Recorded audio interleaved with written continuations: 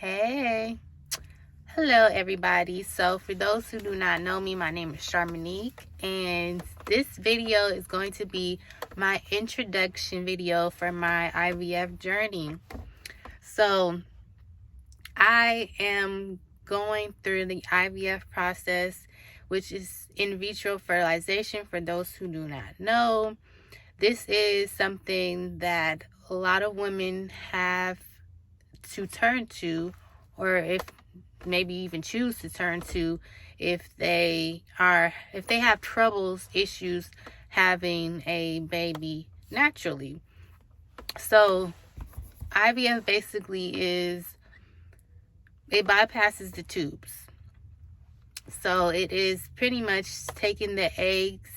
Either you use your own eggs or you use donor eggs, and you fertilize it with sperm, whether that's the sperm from your partner or for donor sperm, and they fertilize that to make it into an embryo. And once that embryo develops and makes it to a blastocyst and once they deem it ready, they transfer that embryo into your uterus, and then it hopefully implants and then grows into a baby.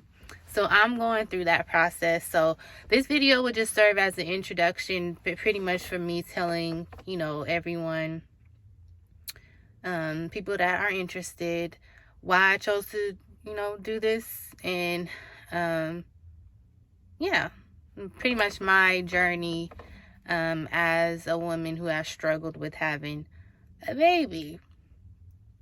So for those who do not know, I do have a child. I have a boy. I have a baby. Well, I had a baby when I was 17 years old. He is now almost 16, and he is obviously an only child. And I think he has wanted a sibling for a long time. He has wanted me to have another baby. We've had a conversation about it when he was a lot younger, maybe like a decade ago. We had a conversation about it, and I just had a really hard time having another baby.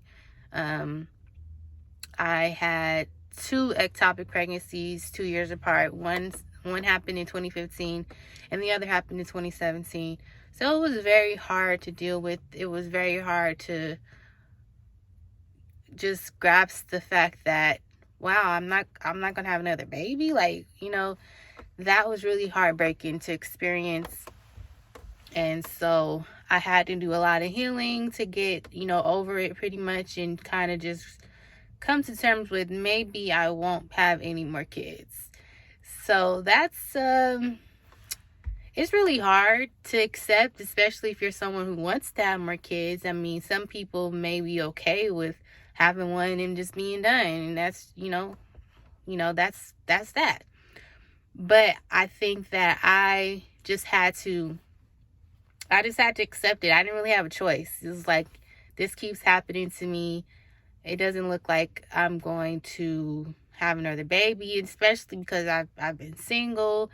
And so I just kind of like gave up on it. I just kind of was like, I just accepted it. I just accepted that I had one child, and maybe that's just the only child I'm going to have. And there's nothing wrong with that. It's not like, it's nothing wrong with it. It's just, if you want to have if you have a desire to have other children, and then if your child wants siblings, then that could kind of be like, it could hurt.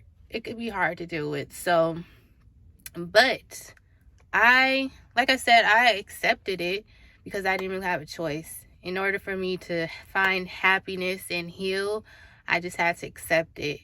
And, but my son and I, we had a conversation, probably, I want to say maybe 2020-ish. We had a conversation, and I told him, I will try to have another baby. If I don't meet anyone, if I don't get married, if I don't get in a relationship, then I will try to have a baby by myself.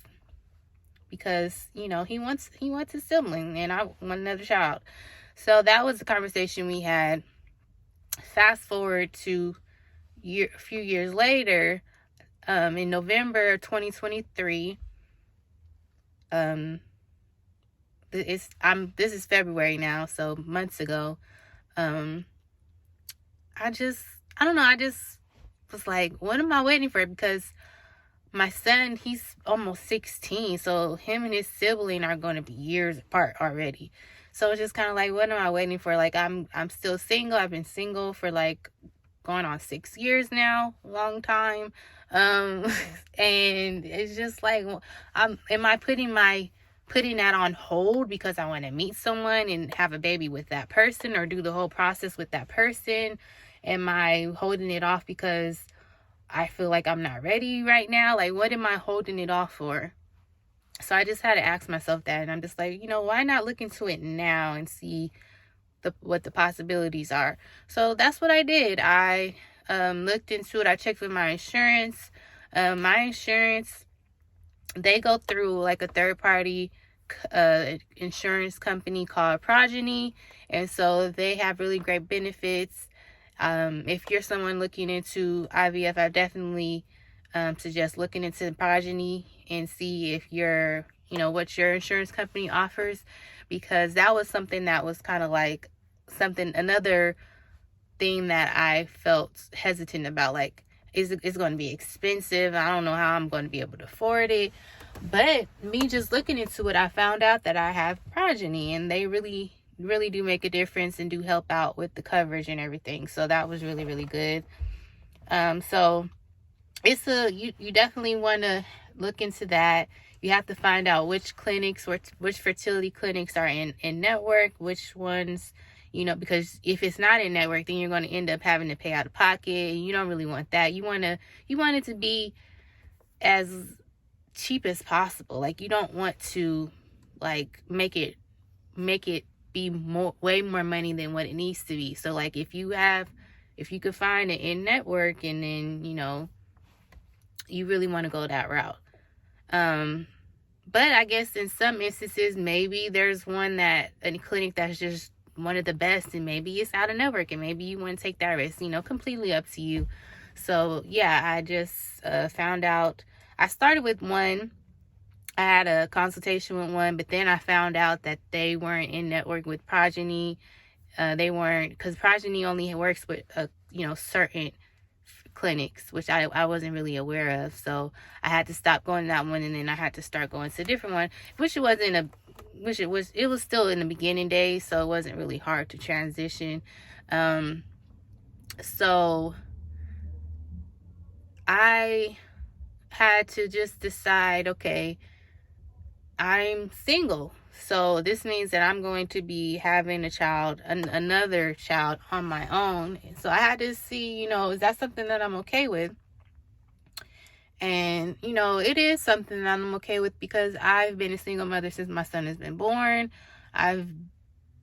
His father we're not going to get into that, but yeah, I've been a single mother since my son has been born. So that's going on 16 years. So it's like, if I could do that, then I can do this. And then the fact that I had my son when I was still a teenager, still have to go to high school. Like, thankfully, I had help from family to continue on with my schoolwork and graduate. And but it was very difficult. Like, it was really hard. Like, I just didn't want to be like sitting around and expecting people to take care of me. I wanted to, get a job and get a car. And so I got my first job after I graduated high school. And it was just so hard, because it was just like, I had a young baby still, I had my son in 2008. I graduated high school 2009. That same year, I got my first job. It wasn't really the best hours either. And so it was like a struggle. Before I even got my car, it was a struggle to get to work. Who's going to watch my baby while I'm at work, So that was a stressful part up until he started going to school. Because once they start going to school, then you have that's kind of like a relief. You don't have to really worry too much about who's going to babysit them. And I tried a few daycares here and there, but it just was like, So that was like, if I could make it through all of that, and then I can do it now, and I'm not expecting it to be a walk in the park piece of cake. Of course, there's going to be some difficulties and some struggles, but it's just like, is that a reason to put off having another baby? I don't think so. I think I can do it. I'm pretty strong girl, pretty, level-headed, and I'm grown. Like, I just turned 33. And another thing is just the age part. Like, women, we don't have all the time in the world, to have children. It's like, yes, women that are 40 plus, they do still manage to have kids, but as the older we get, our chances get slimmer and slimmer. So that was another thing that I was like, I might as well try now. Like, I'm about to be 33. Let's see. So like I said, I got a clinic, and then I started looking into it and everything to see my possibilities. So there's two different ones. There's IUI and then there's IVF. With IUI, I already felt like that wouldn't even be an option because I've already had issues with my tubes. And so I just was kind of like, yeah, IVF. IUI is less expensive and I guess less invasive. But honestly, from what I've seen, it just seems like it's like the success rates just seem pretty low. Don't take my word for it. Definitely look into it yourself and try whatever works best for you. But even if I had the chance of IUI, I don't think I would even try it because it just seems like a waste, honestly, based off of just what I've heard. One of the things that if you're someone who wants to go through this journey, one of the things that has helped me so much is I've joined several Facebook groups for women who are going through the same thing. So it's just so great to have that support system, to be able to ask questions and be able to look and see the ways that other people have dealt with certain things. It's just helped so much. So support groups, Facebook groups, join them. You won't regret it. So I've been in those groups for some months now, just looking at other people's posts and reading and just doing research and learning from other people's experiences. It's just helped so much. So like I said, this is just an intro to this process. I'm going to do like a separate video for the other, like my stems, because so far I've already did my stems. I've already did my egg retrieval. So I'm going to make some videos for that. I think what I will do is on this video, since this is just like the intro, I will I'm still thinking if I will be putting the egg retrieval on its like own separate video. So if I should do the stems and egg retrieval, I think I'm going to do that. Yeah. So this is going to be its own video, and I will make compile a separate video. Sorry, there's stuff flying around. I was linting stuff. I will make a separate video for my egg retrieval and my results and everything and how that was for me. So yeah, this is me letting people into my business, first of all. But no, I thought that this will be a great opportunity for anyone who's going through the same thing or who is considering going through this process, because it is a big decision, especially when you don't have, when you're not in a relationship, you're not married. It's like you're deciding to do it on your own, which is a big deal. It's a big deal. And, I think for me, because I've been single for these past couple of years, and I don't know, I just kind of became content with me, my singlehood, my singledom, whatever. And I just honestly don't see myself getting in another relationship anytime soon. I mean, if it happens, it happens, but it just hasn't happened for me. So it's like, why should I put my life on pause because I want to meet this Prince Charming? And I used to say, like, people ask me when I'm going to have some more kids, and when am I going to have another kid, which you shouldn't be asking people. But I mean, I just think there's ways to word it. Like, do you want to have more kids? Like, I think that's more, I just like that question better instead of, so when you gonna have more kids? Like, don't ask people that. But anyways, so when I would get asked that, I would be like, oh, when I get a husband, because that's what I felt like. I didn't want to have another baby daddy. So that was my number one. Like, I don't want no more baby daddies. I just want someone who's going to go through the process with me and love me and be there for me. That's what I wanted.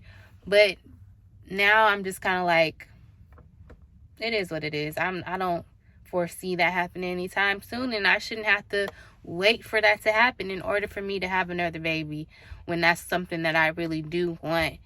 And it's okay, like, when I found out that there really is a whole single mom by choice movement, I was just like, wow. Like, I found it to be very surprising, and just, it kind of made me feel seen, because I've gotten to a point in my life where I'm like, I'll be a single mom by choice because I can. You know what I mean? The world is changing. Things are evolving, and it's not about, oh, I don't need no man. Like, it's not about that. It's just, I don't have one. So what am I supposed to do? You know what I mean? Like, I still have to go on about my life. I still have to be happy. I still have to make life decisions. I shouldn't put my life on pause because, oh, I need a man. Oh, I need a husband to buy a house. Oh, I need a husband to have a family. And it's just like, I'm kind of just past that at this big age, But, it's to each his own. Whatever you want to do, if you want to wait for that guy to come around, then go ahead. It's okay. I'm definitely not judging anyone. And as I would wish no one to judge me for my decision. But that's where I am right now. So I did kind of wanted to go into details about my ectopic pregnancy, because it is something that happens a lot to people, and it is hard to get through. So I had my first one in 2015, and at the time I was in a relationship, and I just so happened was like wanting to get pregnant, and my period was late, and then I started bleeding. And then I was like, okay, I want to go to a fertility clinic and just see, what's going on. And so I went to the clinic. They told me I was pregnant, which was a big surprise to me, because I was just like, wow, well, I'm bleeding. So that's weird. And then, so the first time I had the ectopic pregnancy, and for those who don't know, ectopic pregnancy is when the egg gets caught in the tube. So the women, we have two tubes. We have our ovaries, which carries the eggs. The egg is supposed to go through the tube, be fertilized by the sperm, and then go into the uterus. Well, my egg didn't make it through my tube, so it got stuck. And so that happened to me 2 times on both sides. So I did lose a tube, and then my other tube is blocked. So that's why me having a natural pregnancy is just impossible, obviously. And I was really scared about that happening again, because it's not a fun process. It's very draining mentally, physically. It's a lot, especially the second time that it happened to me, because they didn't tell me I had an ectopic right away. They were just kind of like, let's wait it out. Your HCG numbers are rising, and that's a good thing. So let's just wait it out. And then I wanted to keep the faith. Like, it was this whole balance between me having hope and faith instead of, thinking the worst. So it was really hard the second time around. The first time it was really quick. It hurt. I was hurt by it. The second time, that time was like I really, really felt it that time. Like, that time was just so sad because of the way that it happened, how I found out I felt pregnant. I took some tests. Both the tests said pregnant.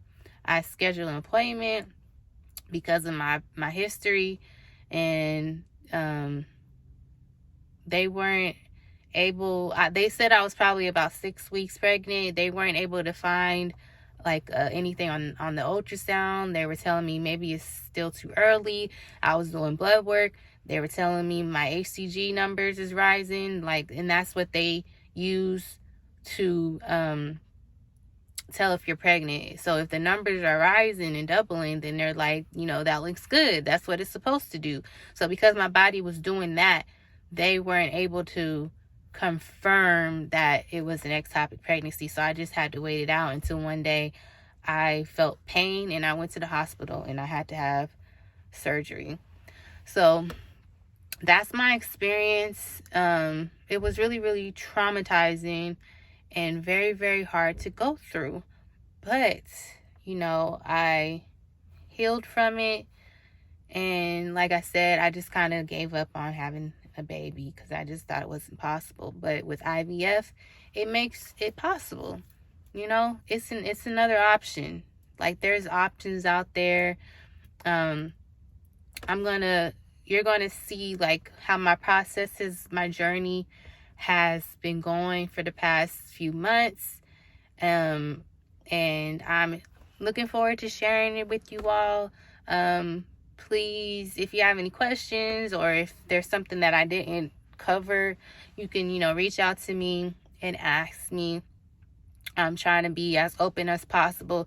This is very scary to like tell people about because it's just personal, and it leads people to have an opinion or, wish bad on your situation. But, at the end of the day, God has the final say and he's in control, and, whatever is meant to happen, he's already written.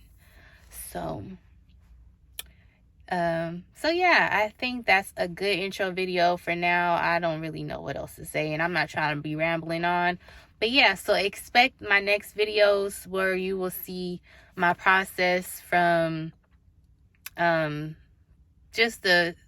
talk about some of the baseline tests and ultrasounds that I did, and then my stems process, and then my egg retrieval process. And I'm still in where I'm at currently. I still have some ways to go. Like, I haven't done my transfer yet. I'm still waiting on some results for my embryos. So I'll be posting videos for those parts of the journey as well. So thank you so much for watching, and until the next video.